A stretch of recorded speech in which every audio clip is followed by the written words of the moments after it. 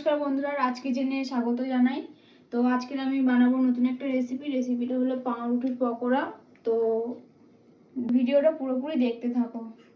পাউরুটির জন্য আমি এখানে নিয়ে নিয়েছি ধনেপাতা কুচি, টমেটো কুচি, কাঁচা লঙ্কা কুচি আর একটু পেঁয়াজ কুচি নিয়েছি। আর এখানে আমি কাঁচা আলু এখানে আমি একটু গ্রেট করে নিয়েছি।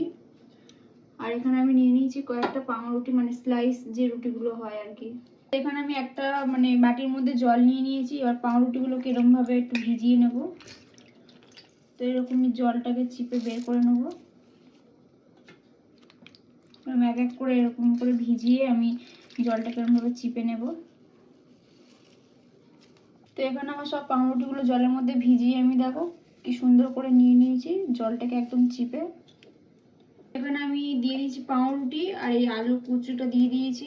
তারপরে দিয়ে দেবো পেঁয়াজ কুচি,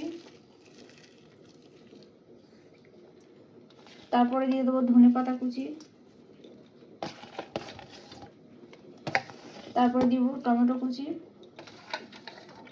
লঙ্কা কুচি।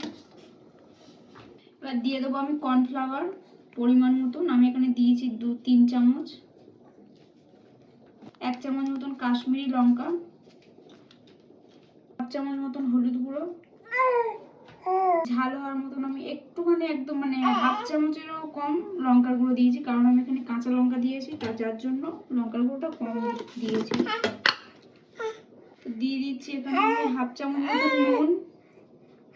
তো সব দিয়ে দিয়েছি আমি। এবার এটাকে ভালোভাবে মিশিয়ে নেব। তো দেখো আমার এখানে মেশানো হয়ে গেছে।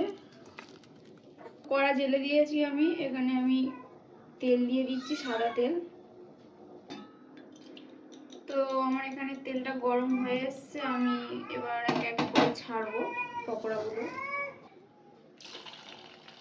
তো এখনো একটু বাকি আছে তেলটা গরম হতে, পুরোপুরি গরম হয়নি। তো আমি এবার একে একে দিয়ে দেবো।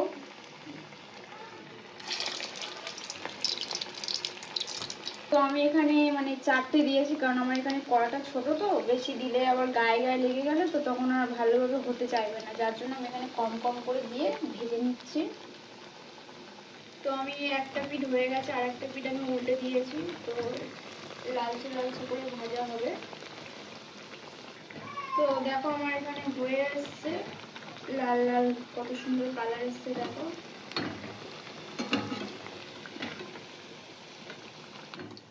তো বন্ধুরা আমার এখানে দেখো ভাজা হয়ে গেছে, কত সুন্দর লালচে লালচে করে ভেজেছি, দেখতেও বেশ কত সুন্দর লাগছে।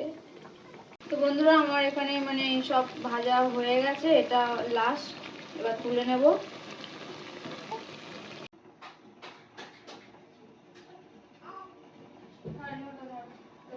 জিনিস খেলা করবে। তো বন্ধুরা আমার এখানে হয়ে গেছে, তো দেখিয়ে দিচ্ছি একটা ভেঙে, দেখো কত সুন্দর।